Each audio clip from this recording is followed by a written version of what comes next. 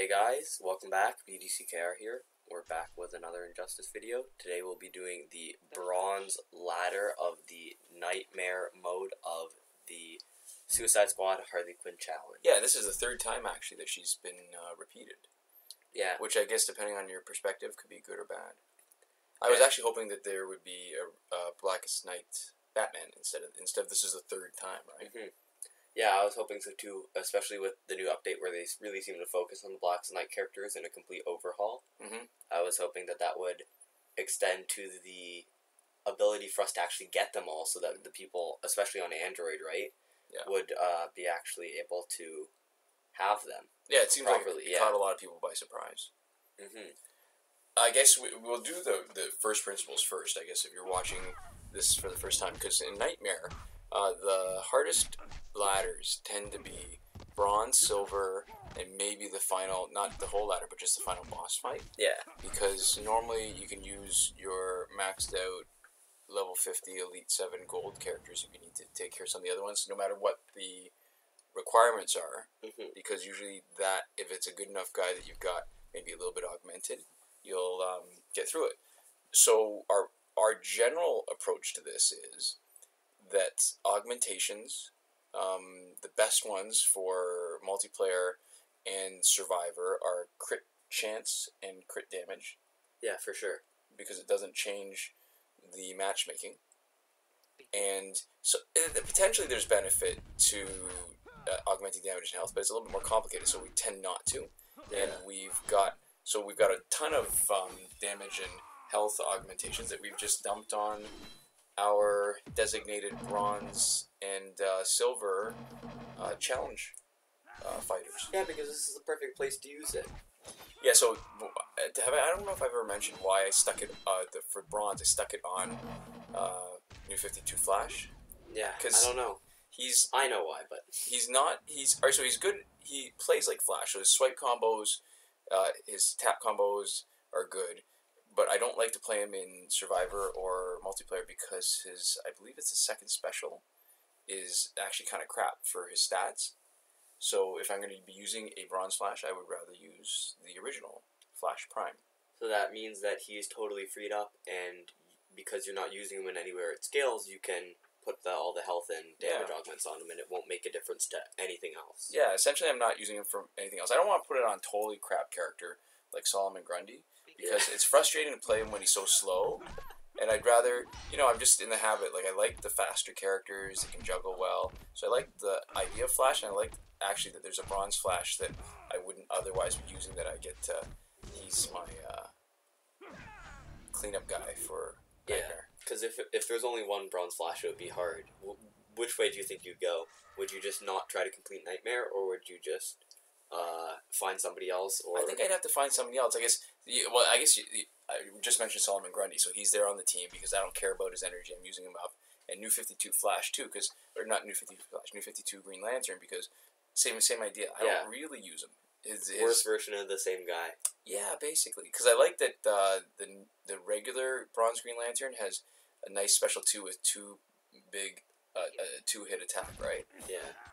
What I don't like about the Flash is that when so we geared him up to be a basic damage dealer, is that when he finishes a guy off with his first 2 hits, his third one inevitably does not land, no matter what. If he finishes with the first hit, the third hit is still too fast for the next guy. Yeah. So second and third are a miss, and then he's the latency before he can get his next basic attack in. Means you get smacked a lot of the time. Yeah, I guess the good thing is, because we've augmented his health, it doesn't matter. He can take the damage. Mm-hmm. He can take the abuse. Yeah, it's almost anticlimactic.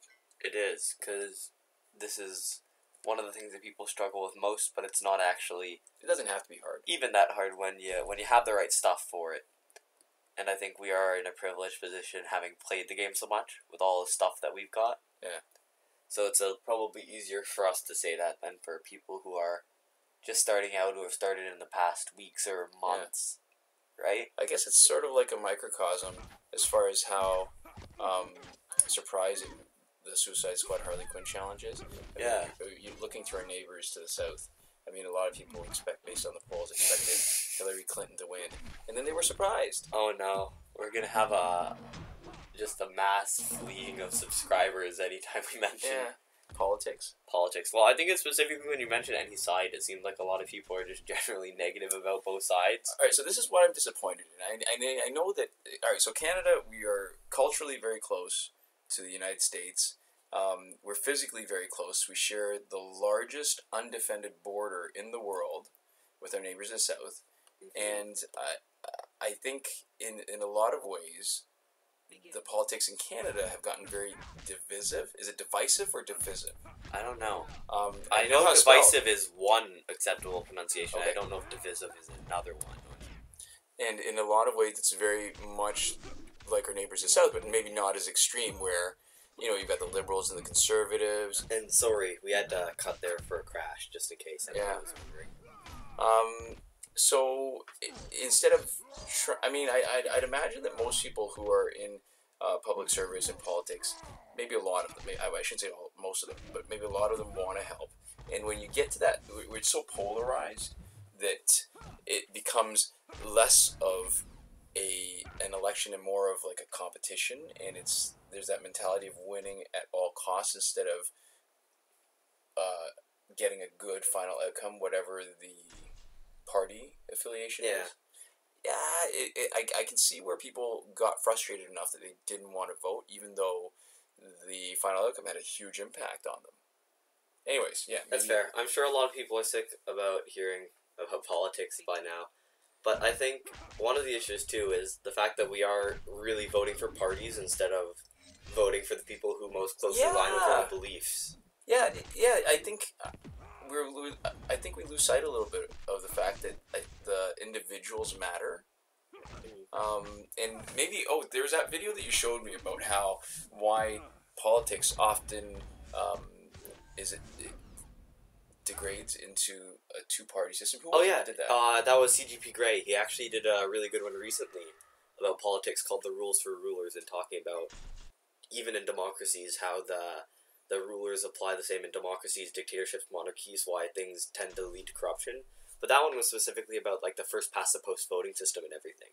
Right. Yeah. Oh, that's interesting too. All right, so the Hugo Awards had a similar problem. So if you're not into science fiction at all, there's something funny that happened with the Hugo Awards. So Hugo Awards are voted by the membership of the yearly Worldcon, which is a big science fiction convention that changes city every year.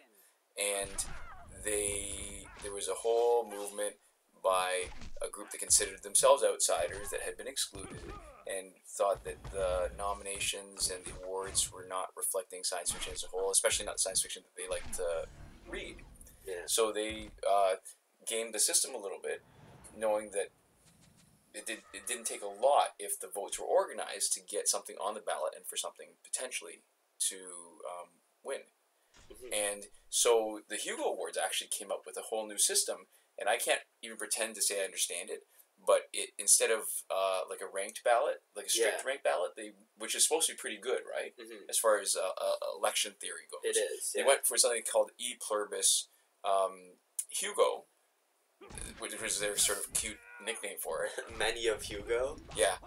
So what they wanted to do was create a system that would reflect the number of votes that each person got. So it's instead of worrying about a plurality, which is maybe a big chunk of people that's not the majority, overtaking the process and dominating particular sort of low vote categories, they made a system so that the weight of your vote should reflect the number of people that actually agree with you, right? Like that you couldn't have, like 10% of the votes drowning out the other 90% because the other 90% weren't so organized or voting as a slate.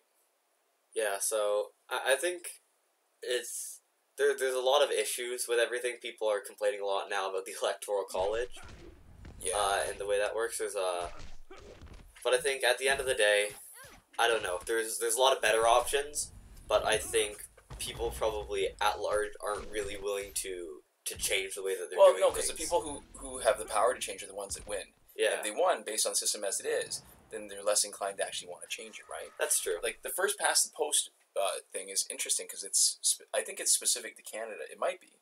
America does it too. I guess that's true. It seems different because they've got fewer choices. Like Yeah. they're down to 2 parties, and Canada's got 3 main parties.